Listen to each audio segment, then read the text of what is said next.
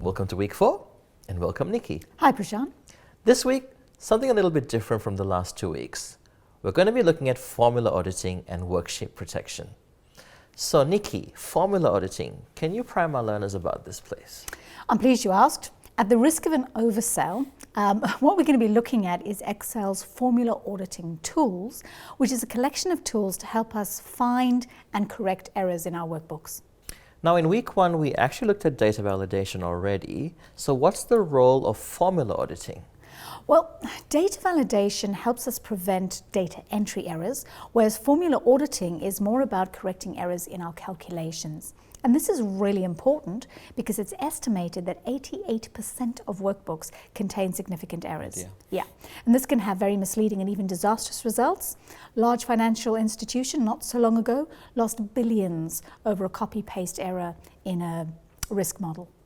I suppose the problem is Excel is so powerful and so easy to use, just about anyone can use it. Yeah, absolutely, and that's why it's so important we learn to use it right. Now Excel actually gives us error messages sometimes.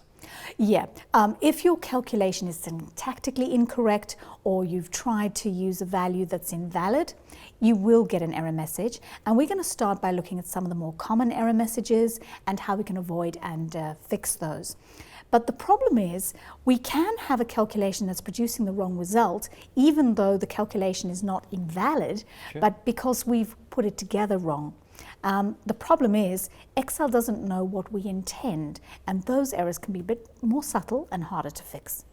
And sometimes Excel tries to help us by putting a green triangle at the top of cells? Yes, and you need to look out for those because very often they are an indication that your formula is inconsistent or just doing something that doesn't look correct to Excel. So yeah, we need to look out for those. Any other tools? Yeah, there are quite a few actually. So there is a tool called the error checking utility, and that will allow you to scroll through a larger workbook and locate all the errors. There's another little tool for finding circular references, which are nasty little errors, but we can easily fix them once we find them. And you can even use pivot tables for auditing your data. Nice. Yeah, because you can quickly get summary data or totals and just cross-check those against your own totals and make sure they match. Any other error checking suggestions for our learners? Well, I think the most important thing is that we check our calculations at time of creation. True. Yeah, and not just that it didn't get an error message, but that actually it's producing the correct results. Also try and automate as much as possible, so that way you avoid the copy-paste type errors. Sure.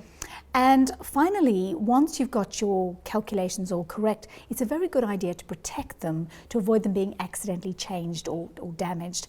And that's the last topic we're going to look at, is how we can protect our workbooks and our worksheets. So some great tips on error checking, formula auditing, and protecting worksheets. Thank you, Nicky. We've got some practice videos coming up for you. Make sure, as always, you download the Excel workbooks and work alongside us step by step. Practice makes permanent, so come back and practice these again. The practice challenge this week will take you even further, and check out this week's toolbox as well as this week's great ninja tip. Now it's over to you.